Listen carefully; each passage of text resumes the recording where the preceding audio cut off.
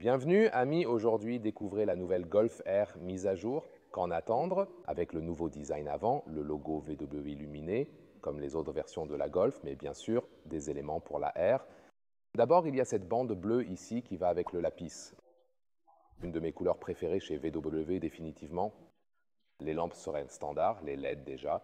Ensuite, en option, vous pouvez obtenir l'EQ Light, celle que vous voyez ici.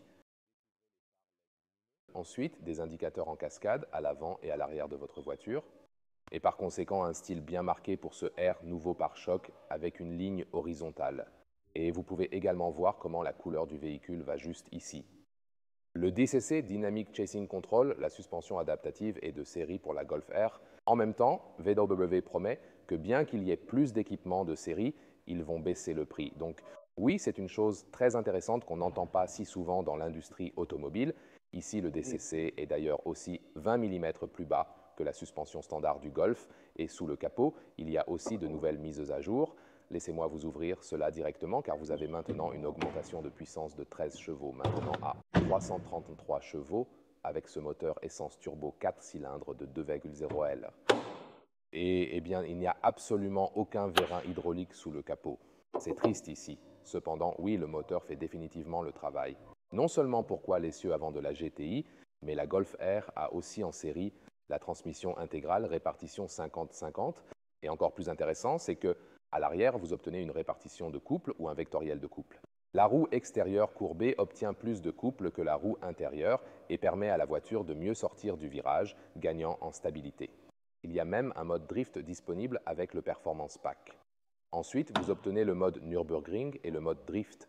Et vous pouvez, bien que ce soit essentiellement une plateforme à traction avant, vous pouvez quand même faire de belles dérives avec une Golf R. Et ici, c'est la répartition du couple arrière. La puissance vient d'ici, du moteur à l'avant aux roues arrière. Et alors, vous pouvez voir en ce moment, les deux tournent à la même vitesse. Et ici, c'est un modèle en coupe. Voici les deux embrayages. Et quand l'un d'eux est fermé, alors toute la puissance est envoyée à celui-ci. Et bien sûr, vous pouvez le faire à la demande pour qu'il soit peut-être un peu plus fermé que celui-ci. Et ensuite, vous pouvez simplement le distribuer de gauche à droite ou de droite à gauche. Les réglages de suspension passent aussi par l'intérieur. Toujours agréable, le contraste ici en argent avec les coques de rétroviseurs brillantes. Vous savez, récemment, ils ont modifié le schéma du logo et les roues. La mise à jour des roues de 18 pouces sera standard, 19 pouces optionnel, roues forgées de 19 pouces. Celui que vous voyez ici, ce sont les nouvelles roues forgées, un design vraiment cool. Bien sûr, des freins de meilleure performance sont sur la Golf R, toujours de série, et ces roues forgées réduisent considérablement la masse non suspendue de 20%, elles sont donc 20% plus légères, améliorant les performances des roues. Donc oui, je veux dire, sur le circuit, tu le sentiras sûrement. En conduite quotidienne, probablement pas autant vers l'arrière, tu peux voir quand tu as le IQ Light, tu as aussi les feux arrière tridimensionnels. Dans ce design, en couche encore très cool, des indicateurs de direction en cascade, puis du noir brillant et un diffuseur bas très grand. Et ensuite, tu as en option l'échappement Akrapovic. 4 tuyaux, vraiment énormes, et aussi, avec le son correspondant, il y a même un démarrage spécial disponible. Donc il y a un truc, on essaye ça? Je peux te le montrer. Alors il y a ce truc spécial que quand tu appuies sur le bouton Start-Stop avant de presser le frein, la voiture démarre de manière plus émotionnelle, donnant une sensation plus forte dès le départ. Essayons cela. Maintenant, nous maintenons avant et ensuite je freine. Et voilà, c'est vraiment très sympa, n'est-ce pas?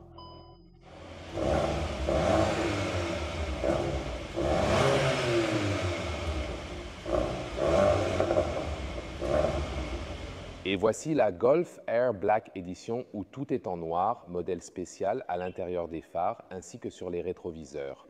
Alors le logo, s'il n'est pas illuminé en ce moment, je vais bientôt l'éteindre et vous pourrez voir à quoi il ressemble éteint. Et bien encore plus loin, ces splendides jantes forgées 19 pouces sont également en noir. Vous voyez clairement combien ils sont fins et le frein. Ceci par ailleurs améliore le refroidissement. Lors du test sur la Nordschleife, ils ont faire plus de tours sans que les freins ne chauffent, car la roue laisse juste plus d'air passer à l'arrière, Donc tout est pour un look plus sinistre, en continuant aussi ici sur les feux arrière. Et puis également dans la partie inférieure, c'est l'échappement standard pour la Golf R dans ce cas, et aussi avec des anneaux noirs autour dans cette édition noire.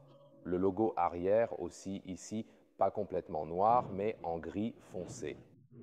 Et le logo ici, quand éteint, on voit qu'il est noirci. Alors, que penses-tu du son ici avec notre Akrapovic? C'est bien sûr bien meilleur qu'avec l'échappement standard. Aussi niveau performance, c'est mieux. L'accélération 4,6 sec pour l'auto ou 4,8 secondes pour la variante de l'Estat. C'est 0,1 secondes encore plus rapide à chaque fois. La vitesse maximale, soit 250 km/h ou avec le pack performance jusqu'à 270 km/h. Et aussi, au niveau du son, non seulement de l'échappement, mais aussi, j'aime toujours le bruit de fermeture des portes. Un signe de qualité, cela a toujours été pour la Golf. Aussi les portes avant et arrière. Oui, j'adore ça, c'est bien fait. À l'intérieur des portes, des cisailles plus douces avec la structure, puis un élément en carbone. Une microfibre grise est un bon contraste. J'aime aussi les poches intérieures des portes recouvertes. Laissez-moi vous montrer cela en détail. Et ici, nous vous donnons un peu plus de lumière. Là, vous pouvez voir, c'est le revêtement en tissu. Ensuite, l'intérieur a des détails spéciaux. Tout d'abord, contrairement à la GTI, qui a de vrais boutons sur le volant, ici, vous avez, oui, vous avez des boutons capacitifs, ici, à gauche et à droite. Donc, ils sont un peu réglés par logiciel. C'est très intéressant ici pour le régulateur de vitesse, n'est-ce pas? Puis le côté droit pour les instruments. Mais ce qu'ils ont également changé maintenant par logiciel, c'est ici le bouton R où vous changez les modes de conduite ne peut pas être pressé aussi facilement parce qu'avant, parfois, les gens glissaient du volant et changeaient les modes de conduite du côté droit. Activer, désactiver le chauffage du volant.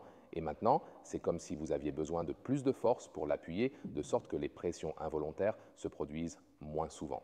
Les sièges sont ma partie préférée. Beau siège sport ici, tissu à l'intérieur, microfibre sur le dessus en gris.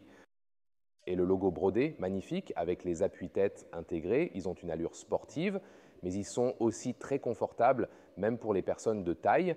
Et avec 189, j'ai encore de l'espace pour la tête. Celle-ci est également équipée d'un toit panoramique, un store manuel. Et je pense que ces stores sont parfaits, car ça va si vite. C'est vraiment bien en termes de manipulation, et tu peux aussi laisser entrer un peu d'air si tu veux, comme ça. Et puis, il y a aussi plus de mises à jour du cockpit. Tout d'abord, du volant, vous avez ces palettes de changement de vitesse améliorées. Les voici plus grands, donc plus faciles à contrôler. Allez avec le cockpit, touchez doux ici sur le tableau de bord supérieur. Ensuite, on a un bel éclairage au-dessus de cette véritable fibre de carbone. Ici, pour l'instant, Golf est spécifique bleu, mais vous pouvez aussi changer ça. Vous pouvez le mettre en rouge, ici par exemple, ou bien en jaune éclatant. Ce design lumineux, mais le bleu évidemment, est réservé à la Golf. Toujours le système d'infodivertissement de 13 pouces, taille maximale pour la Golf. Les curseurs illuminés en bas pour l'unité climatique, mais vous pouvez le faire sur l'écran si vous préférez. Interface multimédia mise à jour logiciel, plus rapide qu'avant. Vous avez une bonne vue d'ensemble, comme dans les nouveaux modèles ID. Cela reste en haut pour que vous puissiez activer ou désactiver certains systèmes d'assistance, comme cet avertissement de vitesse. Et ici, des modes de conduite avec le pack performance avancé. Vous avez aussi un mode de conduite unique et drift. Vous devez l'activer ensuite ici, ou le mode spécial, Nürburgring, suspension douce, tout le reste ensuite du côté sportif. Et en mode individuel, vous pouvez également affiner le DCC comme de plus à moins, donc vous pouvez faire vos réglages personnels, donc c'est en fait assez correct. Et ils ont également travaillé sur les instruments, donc différentes visualisations sont maintenant possibles. Vous avez également un chronomètre pour ça, activer la console centrale.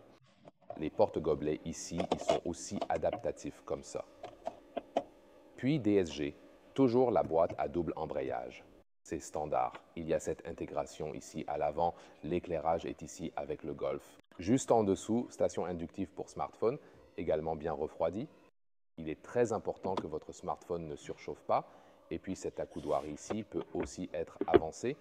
Des coutures bleues en contour, plus d'espace à l'intérieur et vous pouvez obtenir cet affichage tête haute. Les sièges arrière, le dessus est solide. Vous avez un joli micro-gris encore une fois et aussi le tissu à l'intérieur. Eh bien, il n'y a pas beaucoup de place ici pour mes genoux en fait. Quand je conduis aussi, c'est ça. parce que la Golf n'a pas beaucoup d'espace sur la banquette arrière. C'est bien quand vous écartez un peu les jambes, un peu. Dans cette version, la Golf R variant est aussi disponible. Là, plus d'espace pour les jambes. Par contre, hauteur sous plafond correcte. Nous avons un bon tissu ici dans la structure bleue, aussi à l'arrière, et ces inserts en microfibre sur les côtés. Nous avons la charge USB-C. Ici, dans la partie inférieure, laissez-moi vous donner un peu de lumière. Voilà, les chargeurs USB-C pour enfants. Oui, ce tunnel du milieu ici, donc la 5e personne, est, oui, un peu limité, car il y a peu d'espace disponible pour tous. Bien sûr, vous pourriez avancer un peu ce siège ici. Oui, c'est un peu à l'étroit sur le 5e siège. On replie le logo pour ouvrir. C'est toujours cool. Alors, la longueur ici est d'environ 76 cm, 30 pouces. La largeur 1 mètre, donc 1,50 m. Et tu vois une division en 1,3, 2,3 ou la trappe à ski. Ici, comme ça, je peux aussi atteindre le maximum. C'est bien sûr encore mieux dans la variante. Le break, le remorquage est maintenant de 1,9 tonnes d'ailleurs pour la Golf R.